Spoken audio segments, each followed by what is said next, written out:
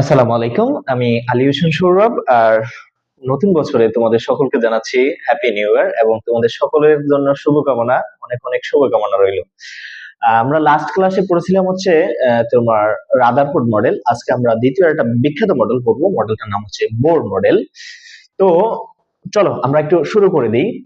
Bohr model বিজ্ঞানী bore দিয়েছেন কত সালে? 1913 সালে। তোমাদের কি মনে আছে যে রাদারফোর্ড মডেলটা দিয়েছিলেন কিন্তু 1911 সালে? তার পরবর্তীতে রাদারফোর্ড মডেল যেগুলো বিশ্লেষণ করেছেন, তার যে ভুল ভ্রান্তি গুলো ছিল এগুলা বিশ্লেষণ করে 1913 সালে 1913 সালে বিজ্ঞানী বোর আবার আরেকটা মডেল প্রদান করেছিলেন। ওকে, এই মডেলটাকে বলা হচ্ছে পরমাণুর বোর মডেল। তোমাদের কি তোমরা কি একটু পিছনের যদি ক্লাসটা একটু দেখো তাহলে বুঝতে পারবা যে রাদারফোর্ড মডেলের যে যেই সীমাবদ্ধতা গুলা ছিল ওর অধিকাংশই কিন্তু বোর মডেল সেগুলাকে কমপ্লিট করছেন। তো আসো চলো একটু আলোচনা করি যে বোর মডেল কি বলছেন। বোর মডেল তিনটা স্বীকার্য দিয়েছেন। প্রথম যে স্বীকার্যটা, এই স্বীকার্য তিনি বলছেন যে তোমাদের কি মনে আছে যে রাদারফোর্ড মডেলের একটা প্রথম যে সীমাবদ্ধতা ছিল সেটা হচ্ছে যে ইলেকট্রন কোন পথে ঘুরে কিভাবে নিউক্লিয়াসের পাশে থাকে সে সম্পর্কে বিজ্ঞানী রাদারফোর্ড কোনো ধারণা দিতে পারেননি। কিন্তু বিজ্ঞানী বোর সেটি সীমাবদ্ধতাকে নিয়ে কাজ করে। বিজ্ঞানী বোর বলছেন যে পরমাণুতে ইলেকট্রন সমূহ নির্দিষ্ট ব্যাসার্ধের কতগুলো অনুমোদিত বৃত্তাকার কক্ষপথে করে। তার মানে কি, এই যদি নিউক্লিয়াস হয় তার মানে ইলেকট্রন গুলো কোথায়? ইলেকট্রন গুলো এই তার চারপাশে বৃত্তাকার কক্ষপথ গুলাতে আছে। বুঝতে পারছো? বৃত্তাকার কক্ষপথ গুলাতে মানে বৃত্তাকৃত কক্ষপথ গুলোতে ইলেকট্রন ঘুরতে থাকে। এখন এই কক্ষপথ গুলোকে বলা হচ্ছে প্রধান শক্তি স্তর। প্রধান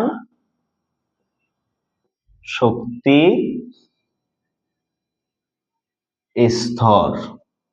আর একে প্রকাশ করা হচ্ছে এন দ্বারা। আর এই এন এর মান 1, 2, 3 যে কোনো পূর্ণ সংখ্যা হতে পারে। বুঝতে পারছো?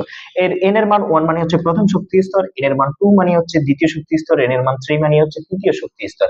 আর এটাকে প্রধান কোয়ান্টাম সংখ্যাও বলা হয়, প্রধান শক্তি স্তরকে। বুঝতে পারছি? আর একটু খেয়াল করো, আর এই প্রধান শক্তি স্তর থেকে আমরা আরেকটা জিনিস পাই, পরমাণুর রেডিয়াস। মানে ধরো যদি নিউক্লিয়াস যদি এটা হয় তার শক্তি স্তরে এই প্রথম কক্ষপথ, দ্বিতীয় কক্ষপথ, তৃতীয় কক্ষপথ। তার মানে কি, এই কক্ষপথের জন্য এন এর মান 1, এই কক্ষপথের জন্য এন এর মান 2, এই কক্ষপথের জন্য এন এর মান 3। তাহলে এন এর মান যত বাড়তে থাকবে পরমাণুর আকৃতিটাও বড় হতে থাকবে, পরমাণুটাও তত বড় হতে থাকবে। বুঝতে পারছি? ক্লিয়ার? এটা ছিল হচ্ছে বোর পরমাণুর প্রথম স্বীকার্য। আসো এবার দ্বিতীয় স্বীকার্যে কি বলছেন। দ্বিতীয় স্বীকার্যে বলছেন যে বোর মডেল অনুসারে কোন শক্তি স্তরে ইলেকট্রনের কৌণিক ভরবেগ। এখন একটু দেখো, এই ইলেকট্রন গুলো যে বৃত্তাকার কক্ষপথে এমন ঘুরতেছে, তোমরা কখনো ঘুরাইছো যে হাতে রশি বেঁধে এরকম ঘুরাইছো না? তখন তোমরা ফিজিক্সে একটা চ্যাপ্টার আছে, সেখানে তোমরা কৌণিক ভরবেগ, ঘূর্ণনশীল বস্তুর কৌণিক ভরবেগ ওমেগা বের করেছিলা। এখন এই ইলেকট্রনের বোর মডেলের দ্বিতীয় ইয়েতে বলছে যে এই ইলেকট্রনের ঘূর্ণায়মান যে কৌণিক ভরবেগ সেটা হচ্ছে M V R N S divided by 2 pi এর সমান। এখানে এম কি? এম হচ্ছে ভর, এম হচ্ছে ইলেকট্রনের ভর। কার ভর? ইলেকট্রনের ভর। তো ইলেকট্রনের ভর কত? 9.11 into 10 to the power minus 28 31 KG, 31 KG অথবা 28 গ্রাম। ভি কি? ভি হচ্ছে এই ইলেকট্রনের বেগ, বেগ। আর এ আর কি? রেডিয়াস বা ব্যাসার্ধ, ব্যাসার্ধ, পরমাণুটার ব্যাসার্ধ। বুঝতে পারছি? আর এইচটা কি? এইচ হচ্ছে প্লাঙ্ক কনস্ট্যান্ট বা প্লাঙ্কের ধ্রুবক, প্লাঙ্কের ধ্রুবক, ধ্রুবক। একটু মনে রাখো, ধ্রুবক নাম্বারটা সবসময় মানে নির্দিষ্ট থাকে। এই ধ্রুবক মানে হচ্ছে এই এইচ এর মান এই ধ্রুবক, এটা পরীক্ষা বা এক্সপেরিমেন্ট করে বের করা হয়েছে, মানে এর মান পরিবর্তন না, এর মান কনস্ট্যান্ট থাকে। কনস্ট্যান্ট মানে হচ্ছে যেটা আছে সেটাই থাকবে। ওকে, ক্লিয়ার? আর এইচ এন, এইচ এন হচ্ছে তার কক্ষপথ নাম্বার, কত কক্ষপথে ইলেকট্রনটা আছে। তারপরে আছে কি 2 পাই, পাইর মান তো তোমরা জানোই 3.1416। ওকে, এখন একটু খেয়াল করো, এই রিলেশন থেকে তোমাকে প্রশ্ন করতে পারে, প্রশ্ন কিভাবে আসবে একটু খেয়াল করো। তোমাকে বললো যে দ্বিতীয় কক্ষপথে ঘূর্ণয়নশীল, দ্বিতীয় কক্ষপথে বা তৃতীয় কক্ষপথে বা চতুর্থ কক্ষপথে ঘূর্ণয়নশীল ইলেকট্রনের কৌণিক ভরবেগ বের করো। তখন কি করবা, ডাইরেক্ট এই সূত্র বসাবা, এম বি আর কৌণিক ভরবেগ বের করবা। এখন তোমাকে এটা হচ্ছে ইজি ওয়ে। যদি স্যার এখন বললো যে কৌণিক ভরবেগ না, তোমাকে আমি রেডিয়াস দিয়ে দিলাম, মানে আর এর মান দিয়ে দিলাম, তারপরে ইলেকট্রনের ভর দেয় নাই, তোমাকে দ্বিতীয় কক্ষপথ that means n is equals to 2 দিয়ে দিল।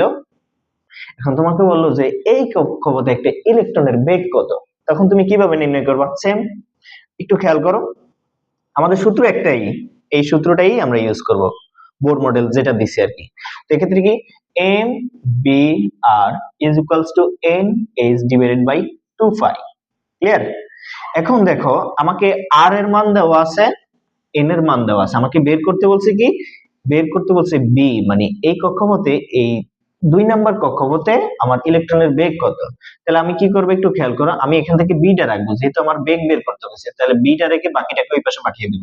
তো কত হলো N H divided by M V R 2 pi. Okay, clear? যদি বেগ বের করতে বলে তাহলে এই সূত্র ইউজ করব, এই সূত্র বলে ভাঙায় নেব। এখন কি করব, এই এন এর মান 2 বসাবো, এন এর মান বসাও 2 ইনটু এইচ এর মান কত, কনস্ট্যান্ট মান 6.626, 6.626 into 10 to the power minus 31। ওকে, আর কি নিচে আছে এম ভর, ইলেকট্রনের বেগ, ইলেকট্রনের ভর কত, ইলেকট্রন ভর 9.11 into 10 to the power minus 28 গ্রাম। ওকে, এটা। তারপরে আছে কি বি, সরি বি তো এখানে যাবে না, থাকে আর থাকবে শুধু, তাহলে আর এর রেডিয়াসের যে মানটা দেওয়া থাকবে সেটা এখানে বসাবা, 2 পাই এর মান বসাবা, তারপরে তোমার ভেলোসিটিটা বা বেগটা বের হয়ে যাবে। বুঝতে পারছি? ক্লিয়ার? এখন বেগ না দিয়ে তোমাকে অন্যটা বলতে পারে যে তোমাকে বেগ দেওয়া আছে আর কক্ষপথের নাম্বার দেওয়া আছে, তোমাকে রেডিয়াস বের করো, তখন এ কি করবা, এই আরটাকে রেখে বাকিটাকে এই পাশে পাঠিয়ে দিবা। Same process. আবার যদি বলে যে তোমাকে বেগ দেওয়া আছে, আর দেওয়া আছে, তোমাকে বের করতে বলছে যে কক্ষপথ সংখ্যা নির্ণয় করো, মানে কোন কক্ষপথের ইলেকট্রন এটি। একটা কক্ষপথে একটা ইলেকট্রনের বেগ এত, তারপর ইলেকট্রনটার রেডিয়াস এত দেওয়া আছে, তোমাকে বের করতে বললো যে কি এই ইলেকট্রনটা কোন কক্ষপথে এক্স্যাক্টলি অবস্থান করতেছে সেটা তুমি নির্ণয় করবা। তখন কি করবা, এই এন নির্ণয় করবা। বুঝতে পারছি? ক্যালকুলেশন করে। ওকে, এই ছিল হচ্ছে আমাদের দ্বিতীয় স্বীকার্যটা। এখন আসো তৃতীয় স্বীকার্যটা। তৃতীয় স্বীকার্য কি বলছে একটু খেয়াল করো, কোন প্রধান শক্তি স্তরের ইলেকট্রন ঘোরার সময় ইলেকট্রন শক্তি শোষণ কিংবা বিকিরণ করে না, তবে ইলেকট্রন নিম্ন শক্তি স্তর থেকে উচ্চ শক্তি স্তরে গমনকালে শক্তি শোষণ ও উচ্চ শক্তি স্তর থেকে নিম্ন শক্তি স্তরে গমনকালে শক্তি বিকিরণ করে। তোমাদের মনে আছে রাদারফোর্ডের কিন্তু আরেকটা সীমাবদ্ধতা ছিল কি, এই সীমাবদ্ধতা তিনি বলছে ওই যে ম্যাক্স প্ল্যাঙ্কের ইয়েতে বলছে যে if any rotating body is rotate then it will emit energy and after that it will fall down in centre. মানে কি, কোন ঘূর্ণনশীল বস্তু যদি এমন ঘুরতে থাকে তাহলে তো প্রতিনিয়ত সে শক্তি হারাবে, শক্তি হারাইতে কি করবে, নিউক্লিয়াসে পতিত হবে। তার মানে কি, যদি নিউক্লিয়াসে যদি ইলেকট্রন পতিত হয় তার মানে কি তোমার পরমাণুটাই ধ্বংস হয়ে যাবে। এক্ষেত্রে বিজ্ঞানী বোর বলছেন যে যখন কক্ষপথে ইলেকট্রন গুলা থাকে তখন এরা শক্তি শোষণও করে না, শক্তি বিকিরণও করে না।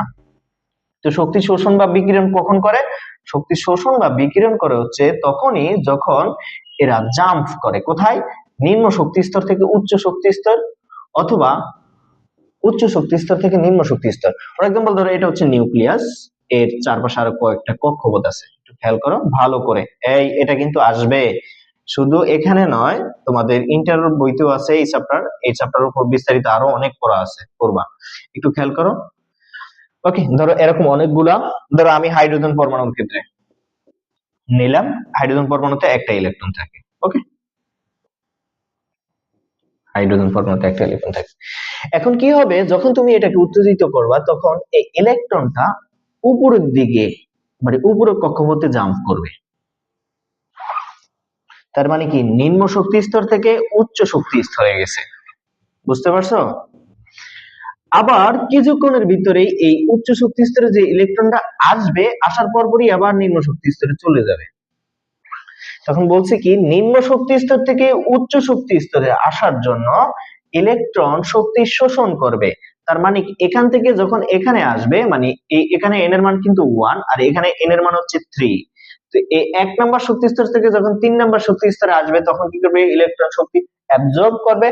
আবার 3 নাম্বার শক্তি থেকে যখন 1 নাম্বারে যাবে তখন শক্তি রিলিজ করবে বা ত্যাগ করবে, নিঃসরণ করবে। এটা কেন একটু সহজ ভাষায় আরেকটু বলি। ধরো তুমি বাংলাদেশ থেকে আমেরিকা যাবা, ওকে। তো এখন বাংলাদেশের ধরো 100 টাকা, আমেরিকার $1।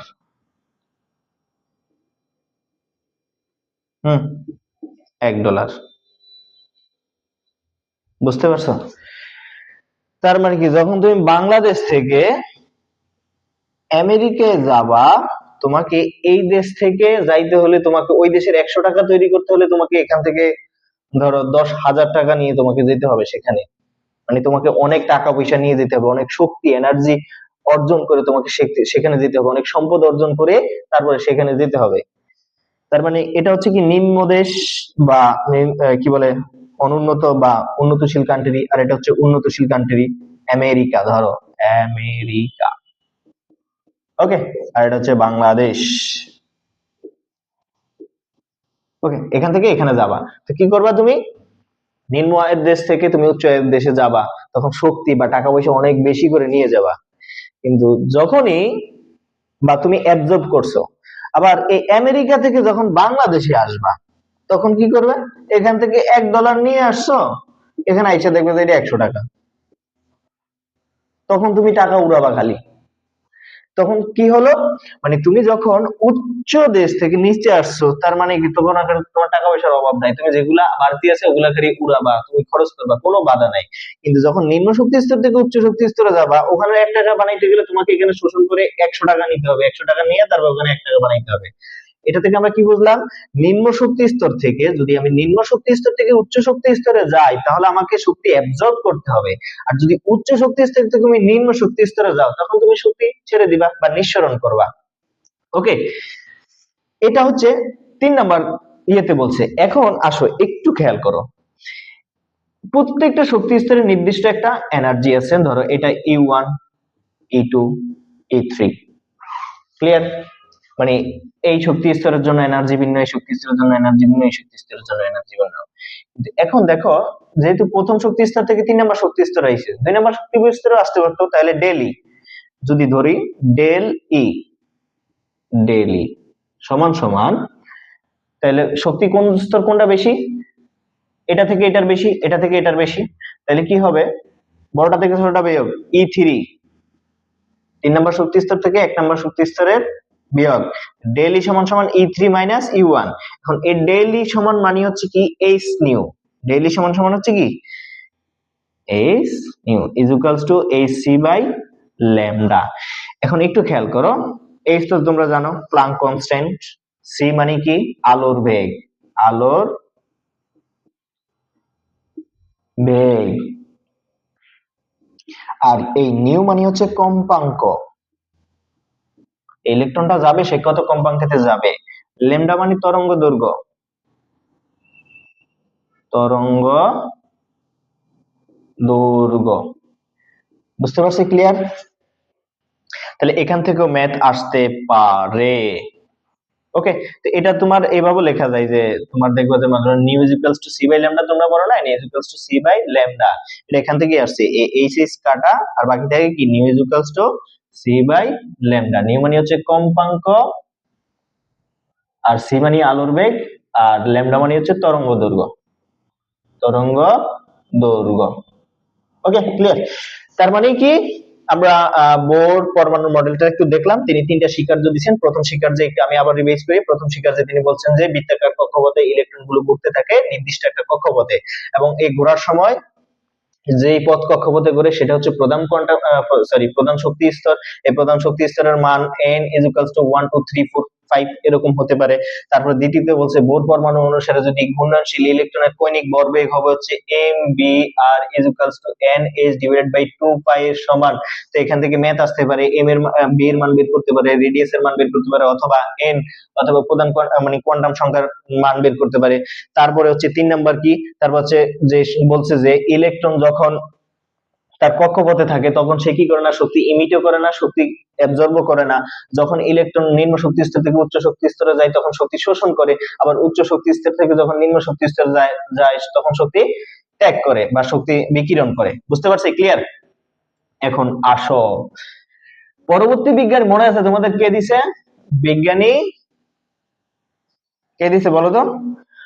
পরবর্তী বিজ্ঞানী দিছিলেন হচ্ছে 1916 সালে বিজ্ঞানী, কে ওনার নাম, সরি ভুলে গেছি এই টাইমে। এখন আসো উনি আবার এই ভুলগুলো ধরছেন, ওনার যেই ত্রুটিগুলো ছিল। সমারফেল্ড